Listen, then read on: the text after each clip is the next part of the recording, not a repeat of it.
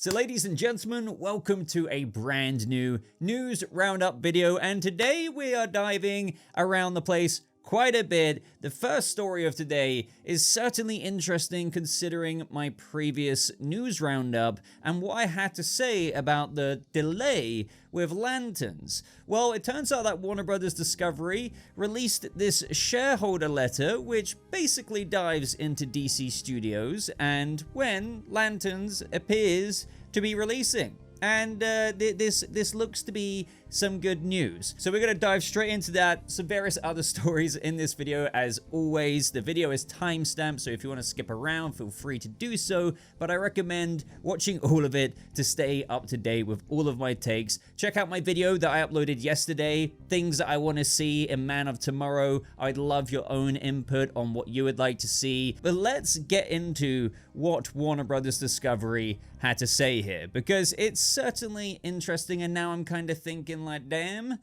you know, when could we be seeing Lanterns?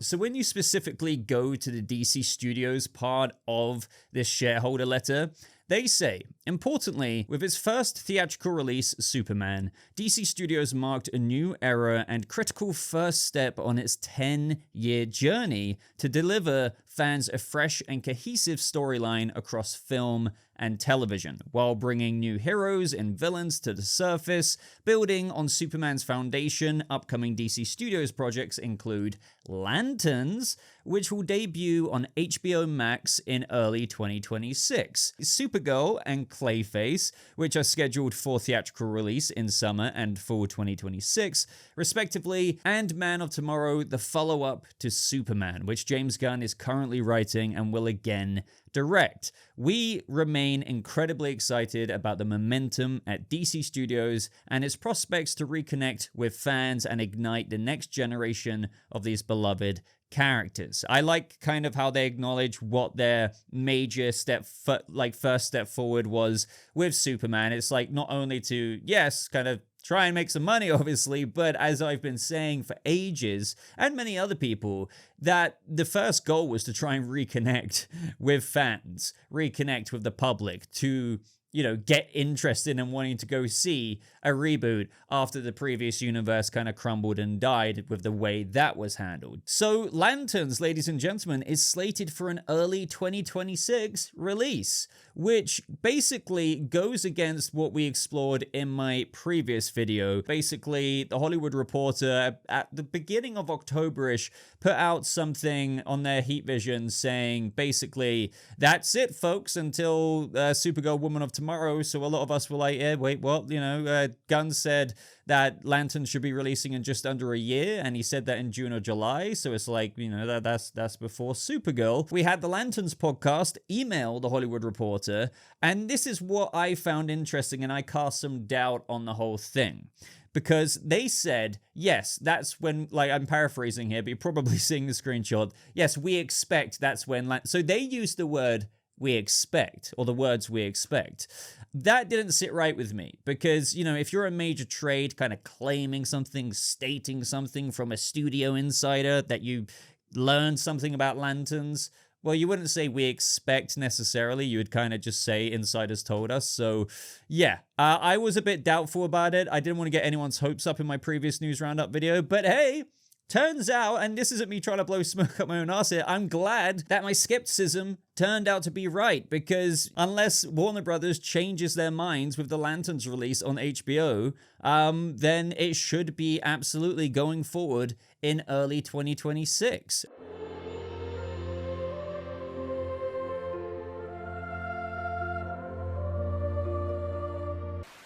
And that is fantastic news because, oh my God, like, say what you will, whether you're excited, not excited about Lanterns, I am. Now, early 2026, when exactly is early 2026? Because I have explored this already, but you know, hearing the word early is intriguing because now I'm thinking, well, when does that mean we're going to get our first look? Now, in previous news roundups, I have basically gone over something which I wouldn't hold too close to being a thing, but essentially for House of the Dragon Season 2, for The Penguin Season 1, their first teasers, so not the official trailer, but the teaser trailer, the first thing was basically 6 months before the show even aired. That's when they came out. So if there is a similar pattern here with Lanterns, granted we don't have the exact release month, you need to just subtract 6 months off of whatever that would be next year. But the problem is, we don't know exactly when. I've always said like April, May, because of what Gunn said with regards to releasing in just under a year, around the time when Superman was releasing, which made sense that it could be April, May. So I'm still thinking it would be around there. And the teaser for Lanterns, our first possible peek, should be around the corner, but again, that's just if we're taking previous HBO marketing into account. Either way, I don't want to ramble about this one too much because we've got a lot of other stories to explore in today's video, but this is great stuff. Just don't release this weekend because I am busy this weekend. Oh God, I've cursed myself, haven't I? I don't know, probably not. But ladies and gentlemen, that is not the only exciting thing that's happening very, very soon, because we've had it announced that Warner Brothers and HBO Max are confirmed to be at CCXP. If you don't know what CCXP is, there's usually 2 of them every year. There's the Brazil one, which is, again, they're like the San Diego Comic-Con of Mexico and Brazil. This one is going down December 4th to 7th, I believe. And then, you know, we're learning here that Supergirl will have an interactive booth at next month's CCXP 2025. But you know what I've got planned for those days? I'm going to be sat on my ass here waiting for something to drop so I can react to it and then proceed to break it down. But no, really, yes, I think, yes, we should be getting the teaser trailer, the first teaser for Supergirl, the first look. Why else would they have an interactive booth there? So, you know, whatever happens, I will be here to cover it. Make sure you are subscribed to the channel so you don't miss out on any even micro update here. But also, again, CCXP display HBO Max as attending. So could we get our first look at Lanterns here? Because, you know, to be honest, I don't know what to say at this point, because I think it is coming out sometime around April, give or take. So the trailer really is, for me, it could pop up, like, again, this weekend, or like, I don't want to get you too excited, but any moment now, through to December. Do you want to release a teaser for Supergirl and Lanterns on the same day? You could do, but maybe they might want to keep them separate just so one... I'm not saying one's really going to steal the thunder of the other, but do you know what I mean? Like, you might just want to space it apart to just generate hype on different days, different weeks. Maybe I'm deeping that too much, but, you know, we're just going to have to wait and see there. We also know that we've got other things, like we know Amazon Prime's there with The Boys, but also a separate kind of thing. Potentially, we could get some more looks at Spider-Noir.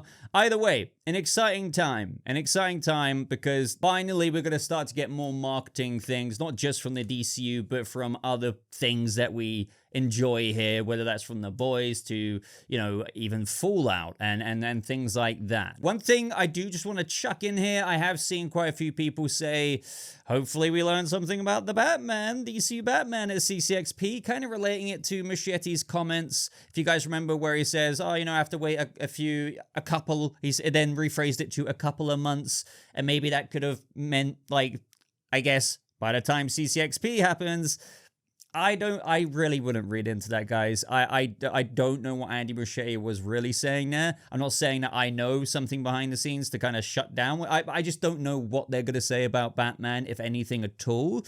So I would, just for your own sake, if you're a DCU Batman fan in terms of you're anticipating anything and everything with regards to DC Batman, just try and ignore that, because you might be setting yourself up for disappointment if you don't hear anything within a couple or a few months. I think it's going to be a great movie if I don't up.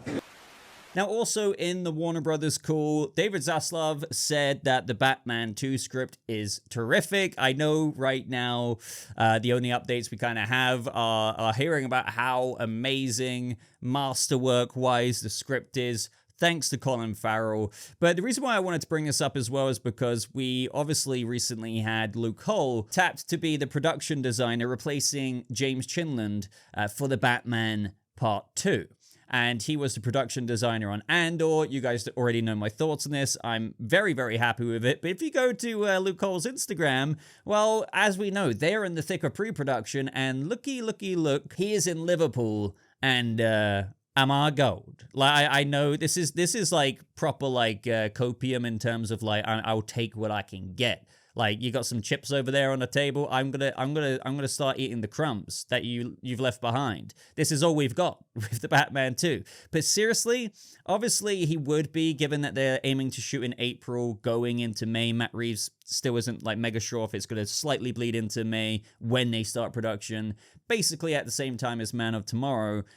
They would be going full send into this right now. So Luke Cole is already over there seemingly scouting some locations for the Batman Part 2, just with the gothic architecture with Liverpool. And we know, like, obviously Matt Reeves' Gotham is made up of several locations, from like Chicago to Liverpool to Scotland, you know. So, and I've seen a lot of people be like, oh, is that tunnel a secret base to the Court of Owls or something like that? Guys, come on. I mean, don't get me wrong, I love exploring stuff like that as well, but I have to hold myself back because this is a nice artsy picture of some pretty much low-key guaranteed Batman 2 scouting, but we can't go that far. We can't go that far just yet. It's all connected. Like it or not, it's his game now. Then on the other side of news updates, ladies and gentlemen, we've had a whole host of Warner Brothers Discovery sale things, and it's like, oh my god, I'm getting whiplash. Like, this is what I meant when I posted my previous news roundup. Like, by the time I posted that update, there'll be something new, and then some of the stuff that came out was controversial, but then now by the time I'm making this video and those updates happened, there's even more.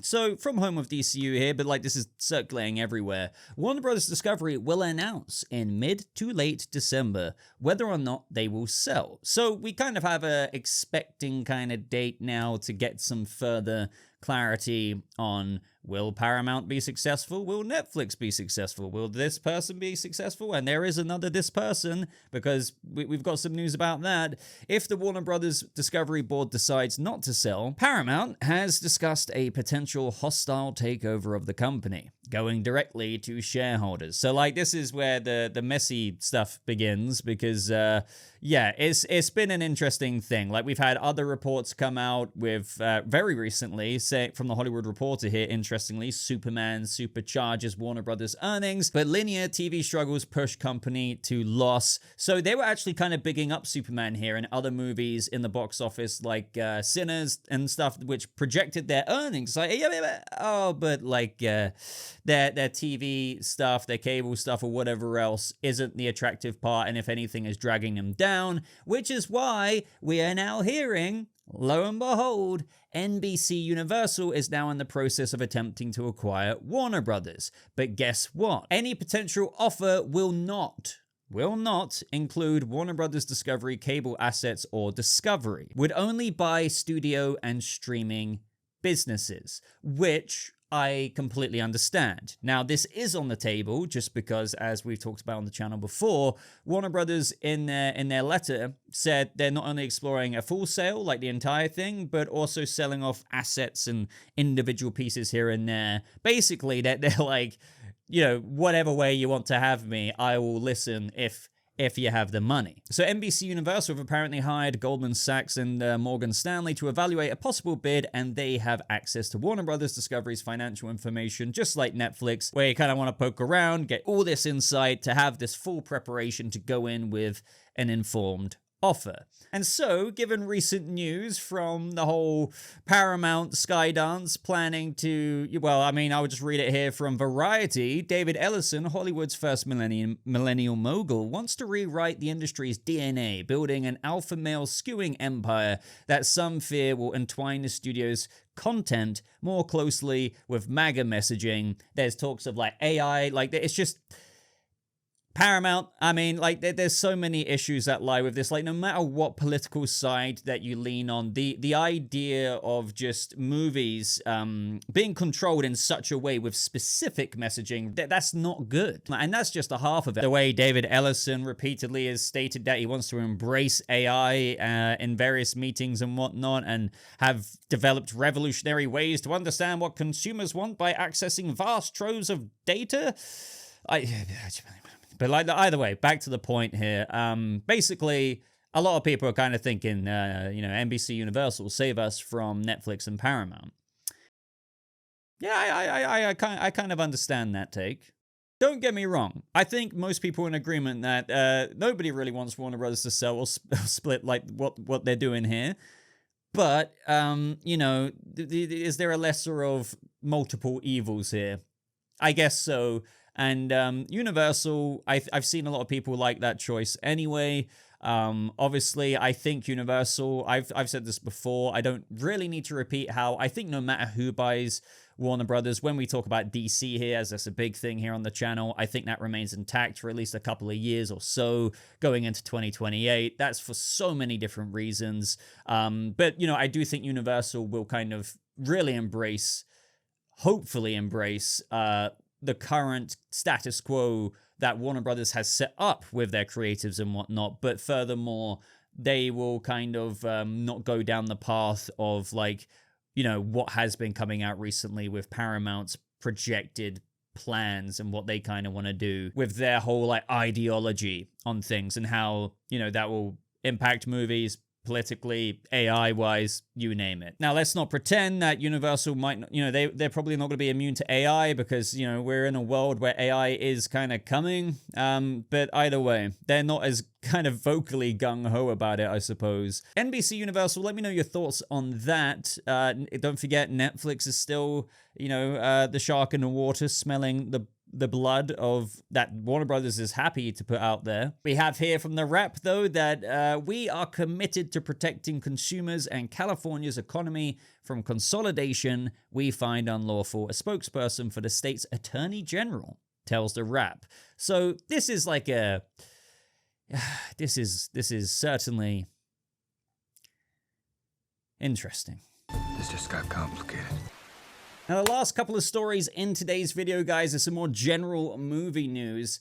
Predator Badlands, dude, the reviews are looking so good. So good. We have Discussing Films saying Predator Badlands is the first film in the franchise to have the Predator as the hero, and this risk pays off huge in a thrilling adventure with a jaw-dropping action. We have from this user here saying, I absolutely loved everything about Predator Badlands. It is fresh and beautifully made. The film captures something raw and beautiful about connection, resilience, and family. I'm honestly in awe of everything it is. And it just keeps going on like that. It just keeps going on and on. And you know what? It doesn't surprise me. It doesn't surprise me. The trailers, I mean, I'm a fan of Aliens, Predators, you name it. I have been for God knows how long. And I saw this, and sure, at brief moments, there was a bit of skepticism. But the more I saw of it, I've said this with each trailer that I've covered in my news roundups. I'm like, I love the look of this. I really, really do. Now, guess what? It's out. If you haven't seen it already, I can't review it because I'm busy this weekend. Let me know if you would still like to see a review maybe next week at some point. But it is killing me seeing how good everyone is saying that this movie is. And I only say that because I'm desperate to see it. Let me know if you've seen it yourself. Now, in other news, guys, out of nowhere, Brendan Fraser and Rachel Weisz team with Ready or Not filmmakers for a new Mummy movie. Now, I was born in 94. I literally grew up with Brendan Fraser as frickin' George of the Jungle, like Rick O'Connell. So the idea of this happening and just knowing that they have an idea that they want to explore, let alone are prepared to come back to something like this as well, I am just so intrigued. Sure, I'm biased for nostalgia, but I do feel like they have the opportunity here, if properly executed, to make a really kind of fun, family-friendly movie again that not only catapults people of kind of, I mean, you could be any age, obviously, and enjoy The Mummy, but like back into the past, but not just rely on nostalgia bait. If executed well, it could just recapture what we loved about The Mummy back in the day. Truly. The article goes on to say, it's unclear who else could return. One source describes the project as not a reboot, but rather a sequel that would disregard the events of the third movie, which, yeah, I think a lot of us can understand that. I've seen a lot of people as well say, okay, like plot theory wise, you know, could they bring back Alex, their son? And since they're ignoring the third movie, you know, a lot of people have said that David Corenswet really looks like he's got the Brendan Fraser look about him. And he really kind of, you could imagine him cosplaying Rick O'Connell. That would be insane. Now, I mean, you know, we're just going down the rabbit hole here, but, you know, I can only imagine it will be, obviously, yes, ignoring the third film, and thus maybe retreading a bit of like, hey, a bit of legacy. Maybe not, though. Maybe I'm completely off about that. Maybe that's the too typical cliche route to go, and it's really about Evelyn O'Connell and Rick O'Connell just basically getting back into another freaking borderline apocalyptic threat that they have to resolve. I don't know. Let me know what you think about this. It's kind of music to my ears. And, you know, alongside that, we have Warner's making Gremlins 3 with Steven Spielberg and Chris Columbus returning. Now, again, I can't help but be that guy who also sticks on Gremlins at Christmas. I might not always sit on the couch and watch it, but it kind of has to be on.